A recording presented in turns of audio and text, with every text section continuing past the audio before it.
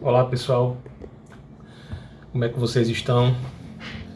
Desejo que vocês estejam muito bem, com saúde, com paz e com a presença gloriosa e doce do Senhor Jesus e do seu Espírito Santo. É isso que eu desejo de todo o meu coração, para vocês, para as suas casas, suas famílias. Pessoal, eu quero trazer uma reflexão aqui para vocês, tá? Eu estava recentemente na sala na sala, né, da minha casa.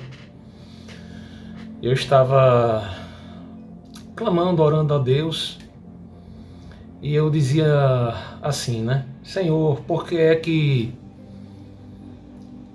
tantas vezes nós oramos a Ti, nós clamamos a Ti, e nós não ouvimos a Tua voz? Seria tão bom, Senhor, que nós, sempre que orássemos, escutássemos a Tua voz. Como seria bom, como seria mais fácil para nós te entender. Enfim, foram as palavras que brotaram, pessoal, da minha alma, de dentro do meu coração. E na mesma hora, gente, veio um insight muito forte para mim, né? Me lembrei da palavra de Cristo, quando Cristo estava no Getsemane, prestes a ser preso, né? Levado pelos soldados. E teve um momento lá que ele encontrou, né, o apóstolo Pedro dormindo, né, os apóstolos dormindo, e ele repreendeu na hora, né? Ele dizia: nem mesmo por uma hora vocês foram capazes de orar por mim. Eu estou aqui parafraseando, mas mais ou menos foi isso que o Senhor Jesus Cristo disse. Ele usou, inclusive, um tempo determinado, uma hora. E eu estava certa vez em um culto recentemente, né? E o pastor, o apóstolo, né, que estava ministrando a palavra, ele frisava isso, né? Ele frisava que muitas vezes a própria palavra de Deus, ela nos dá chaves para nós entendermos, para nós buscarmos a Deus, não é? E ele falava sobre isso, falava sobre o tempo, falava sobre uma hora, que foi um tempo determinado, né? Foi um tempo que foi até falado, frisado pelo Senhor Jesus Cristo. E a gente sabe também, né? Nós sabemos que tem pessoas que oram muito mais tempo. Eu já vi relatos de pastores que, em virtude daquele encontro, né, daquela intimidade com Deus, com o Senhor, ele passava de horas, 3, 4 horas orando. E aí nesse caso, né, nós não sabemos explicar, nós não temos como julgar, nem mesmo mensurar a devoção, né, o espírito em que aquele pastor estava, né? Eu creio sim, ser muito possível, sim. Não é? E pessoal, e o que veio também, um insight que veio no meu coração nesse momento, né, devido a esse tempo de oração em que Cristo falou: nem mesmo por uma hora, né, vocês foram capazes de orar por mim, né? Vocês não oraram por mim, né? Porque aquele momento ali era um momento de trevas, né? O próprio Senhor Jesus, quando estava prestes a ser preso, ele disse: este é o momento, né, e o poder das trevas, né? Realmente, de fato, aquele era um momento que o diabo, né, ele ia com certeza, e eu tenho uma absoluta certeza que isso se passou, porque a luta do Senhor, ela foi uma luta que nenhum homem jamais poderia suportar, né? Não é à toa que ele é o nosso Salvador, né? E eu creio que o diabo naquele momento já preparava artimanhas, pensamentos, flechas, dardos, como a palavra declara, né, para fazer de tudo, né, para que o Senhor ele desistisse daquele plano que é o nosso plano de redenção, né, consumado. A gente sabe que foi consumado na cruz. E aí, pessoal, o insight que eu tive foi que me lembrei dessa palavra do Senhor, né, nem mesmo por uma hora vocês oraram, vocês foram capazes de orar por mim. E o insight que eu tive, pessoal, foi o seguinte: a palavra diz que o mundo jaz no maligno, né? É a palavra do Senhor que diz isso, a palavra do nosso Deus que diz isso, né? Eu creio, gente, que esse mundo que nós vivemos, apesar de nós não vermos com os nossos olhos, esse mundo ele está coberto por trevas,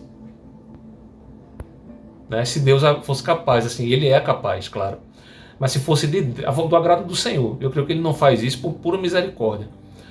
Mas se o Senhor quisesse abrir os nossos olhos para 24 horas, nós sermos capazes de enxergar a atmosfera que está ao nosso redor, nós enxergaríamos, assim pelo menos eu creio, pessoal, apenas trevas. Apenas trevas. E por que eu digo isso? Eu digo isso embasado nas Escrituras, né, que é o que eu vou ler agora. Tá bom? Vou ler algumas passagens bíblicas para embasar aquilo que eu estou falando, né? Aquilo que eu meditei no meu coração, aquilo que veio à minha mente ao meu coração, tá bom? Primeiro versículo, 1 João, do capítulo 5, verso 19. Sabemos que somos de Deus e que todo o mundo jaz no maligno, né? E em outras traduções, jaz em trevas, né? Aqui declara que o mundo inteiro, o mundo, está coberto por trevas, né? Está coberta de negridão. Se não fosse assim, pessoal, isso aqui seria o céu já. Isso aqui seria o paraíso. E a gente sabe que não é. Tá bom? Vou ler aqui também a primeira epístola, a carta de João, né? Aliás, o Evangelho de João, do capítulo 1, do verso 3 ao 9, que diz assim: Todas as coisas foram feitas por ele, e sem ele nada do que foi feito se fez. Nele estava a vida, e a vida era a luz dos homens. E a luz resplandece nas trevas, e as trevas não a compreenderam. Houve um homem enviado de Deus, cujo nome era João, e aqui ele está falando do profeta João, né? Este veio para testemunho, para que testificasse da luz, né? Que luz é o Senhor, a gente sabe que é o Senhor Jesus, para que todos crescem por ele. Não era ele a luz, né? João está falando dele. Não era ele a luz, mas para que testificasse da luz, ou seja, a Cristo. Ali estava a luz verdadeira, que ilumina a todo o homem que vem ao mundo, né? Aqui a palavra mais uma vez declara, enfatiza que a única luz, a palavra declara, que veio ao mundo foi o Senhor Jesus Cristo. Por isso que eu creio, pessoal, como eu falei que o mundo está coberto por trevas, né? E que apesar de muitas vezes nós vermos a luz do sol iluminar este mundo, deixar este mundo claro, né, com a aparência a melhor aparência possível, eu creio que mesmo com a luz do sol, a depender da ambiência, né, ele está coberto por trevas, né? Não é à toa que o apóstolo Paulo, quando estava no caminho para Damasco, né, para prender os cristãos, ele teve aquele momento, lá no momento em que ele teve aquele encontro com o Senhor, né, ele disse que uma luz mais forte que a do sol brilhou sobre a sua face, brilhou sobre os seus olhos, né? E essa luz foi tão forte, pessoal, que a gente sabe, né, quem conhece as Escrituras e a história do apóstolo Paulo sabe que em virtude dessa força dessa luz, né, tão forte que foi, ela fez com que os olhos do apóstolo Paulo fossem fechados, fossem cobertos por escamas. E eu creio que foi a força e o poder daquela luz, né? Isso prova que a verdadeira luz não é a luz do sol, não é essa luz que nós vemos, que apesar, como eu falei, de tornar esse mundo visível, né, durante o dia, a verdadeira luz, como a palavra declara aqui, né, é o Senhor Jesus Cristo, que ele veio para a terra. Não à toa que nós, quando não estamos em Cristo, a palavra diz que nós estamos em trevas, né? Quando nós não estávamos em Cristo, nós estávamos em trevas. E aqui eu vou ler também a carta de Colossenses no capítulo 1, verso 13. O qual nos tirou da potestade das trevas e nos transportou para o reino do Filho do seu amor. Aqui mais uma vez, a palavra de Deus ela é ipsiliteris, né? Ela não deixa dúvida de que esse mundo que nós vivemos não é um mundo bom, pessoal, tá bom? Nós não devemos nos apegar às coisas dessa terra, nós não devemos nos apegar até mesmo, né, com a aparência que essa terra tem, porque a palavra diz que a aparência desse mundo passará. A aparência desse mundo passará. Então nós não devemos nos apegar à aparência, achar que isso aqui é mil maravilhas, porque não é, pessoal, né? Aqui, ó, agora aqui a carta de João, né? A epístola, o Evangelho de João, capítulo 12, verso 35, a palavra do Senhor Jesus Cristo. Disse-lhes, pois, Jesus: a luz ainda está convosco por um pouco de tempo. Andai enquanto tendes luz, para que as trevas não vos apanhem. Pois quem anda nas trevas não sabe para onde vai.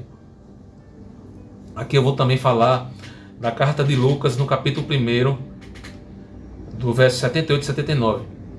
Pelas entranhas da misericórdia.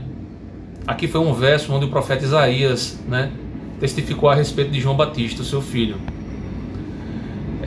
Pelas entranhas da misericórdia do nosso Deus, com que o Oriente do Alto nos visitou, para iluminar aos que estão assentados em trevas. Isso, né, o sistema, o mundo, as pessoas que não estão em Cristo. A palavra declara aqui que elas estão assentadas em trevas e na sombra da morte, a fim de dirigir os nossos pés pelo caminho da paz. Aqui também vou falar, a carta aos Efésios aqui, pessoal, diz que em outro tempo nós éramos trevas, né? Porque no outro tempo erais trevas, mas agora sois luz no Senhor. Andai como filhos da luz. Antes disso nós éramos o quê? Filhos das trevas. Por quê? Porque nós vivemos num mundo coberto por trevas, um mundo de escuridão, e que a luz que ilumina esse mundo não é a luz do sol, né? É o Senhor Jesus Cristo. 1 João capítulo 1, verso 5. E esta é a mensagem que dele ouvimos e vos anunciamos, que Deus é luz e não há nele trevas nenhuma. João capítulo 12, verso 46, palavras do Senhor Jesus Cristo. Eu sou a luz que veio ao mundo, para que todo aquele que crê em mim não permaneça nas trevas. Então, pessoal, está claro aqui, a palavra declara peremptoriamente, terminantemente, né, que esse mundo que nós vivemos aqui é um mundo caído, é um mundo negro.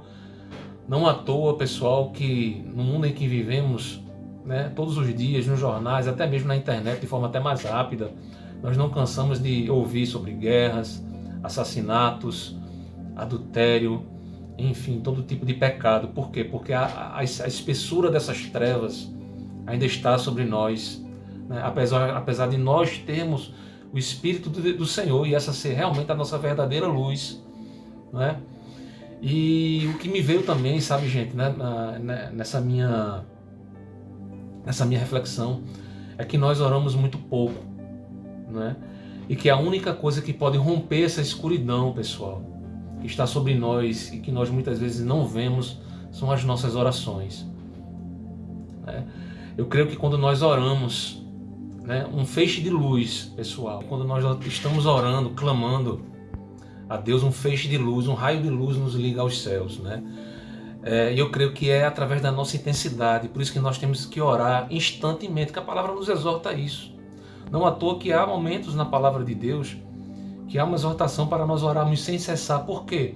Porque há uma nuvem espessa a ser rompida sobre nós, né? E nós devemos entender que a nossa oração ela tem que ser feita com intensidade, se possível por mais tempo, sim, porque essa nuvem precisa ser rompida.